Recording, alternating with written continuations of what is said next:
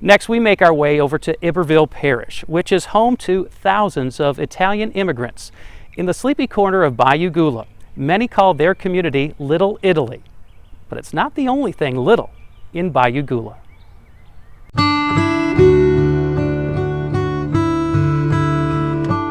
As churches go, this one in Bayou Goula is one of the smallest in the world. Just a few hundred steps from the Mississippi River and just a few feet off LA Highway 405 rests the Madonna Chapel. And if you want to get inside anytime, just use the key. It's in the box to the right of the door. The box marked key.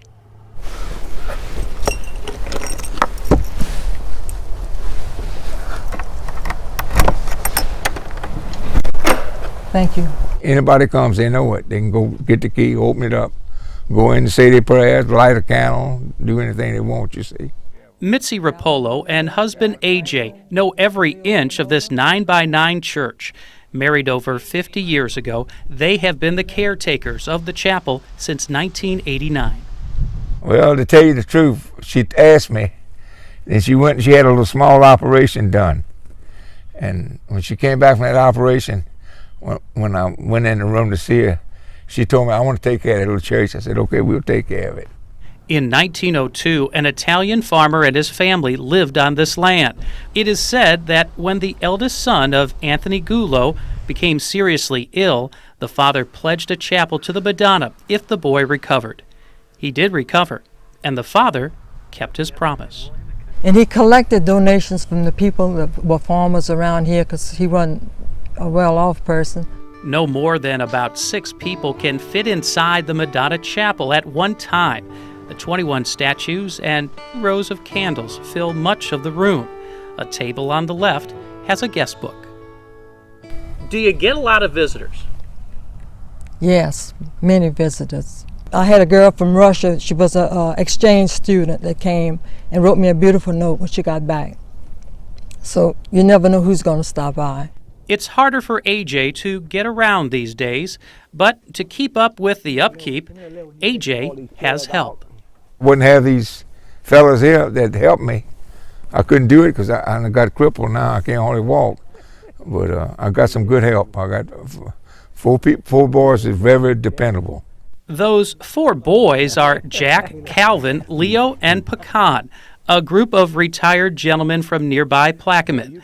These 4 youngsters range in ages 75 to 81. First thing we'll do to really make the yard look good, we'll edge, weed eat, and trim, and then cut the grass. And then if the fence needs washing, we'll wash it with Clorox, soap sud, and all, make it look good. And then we'll wash the bell off, and then we'll paint it. Nobody has a special job, only we all get together and help each other out. There is another building on the chapel grounds. It's the storage shed, and it's bigger than the church. The shed holds 250 chairs, and they use all of them once a year for the Feast of the Assumption Mass, held every August 15th. Yeah, I'm going to bring one over here, Cap. Who's going to clean all these chairs, Jack? You? And these men have a great deal of devotion for AJ.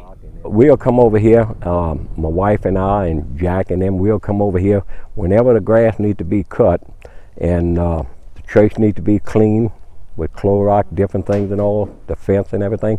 Whatever it takes, we come down here and do it for Mr. AJ. We like it. It's a joy. It's a pleasure. It's one of our pleasures in life. We all get together with good friends, been friends all our life, and we just come down and work. We look forward to this. In fact, I wish we had it a couple times a year. The annual August Mass literally stops traffic in Bayou Goula. The descendants of the Goula family now live in Rockford, Illinois, but they frequently attend this yearly service. The family also rebuilt the steeple after Hurricane Gustav in 2008.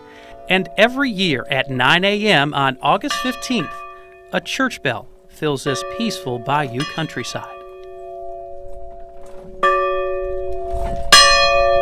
Sometime when they ring it at 9 o'clock, you know, a long time ago, most probably the people that on this land have a bunch of cattle back here.